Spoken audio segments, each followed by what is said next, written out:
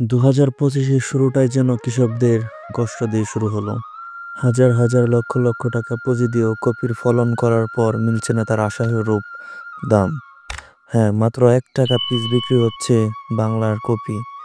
2025 সালে শীতের শুরুতেই যেন কৃষকদের মাথায় হাত পড়লো। মাথা পিছু একটা চারার দাম যেখানে 4 থেকে 5 টাকা পিস, সেখানে একটা কপির দাম মিলছে না 5 টাকা। মাত্র 1 টাকা পিস বিক্রি করতে হচ্ছে ফুলকপি।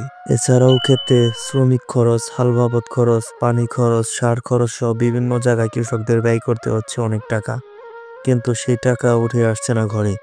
যে কফি কেনা বাজারে 30 থেকে 40 টাকা পিস বিক্রি হতো, সেই কফি আজকে গরু দিয়ে খাওয়ানো হচ্ছে।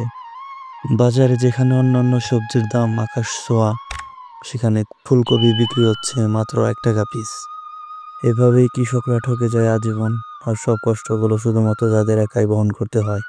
আসুন আমরা তাদের পাশে এসে দাঁড়াই এবং তাদেরকে একটু সহযোগিতা করি, তাহলে ইনশাল্লাহ একটু হলেও তাদের কষ্ট লাঘব হবে এবং একটু হলেও তারা সামনে এগোতে পারবে। এরকম আরো সুন্দর সুন্দর ভিডিও পেতে সাবস্ক্রাইব করুন আমাদের চ্যানেল মিস্টার সজীব 5M কে।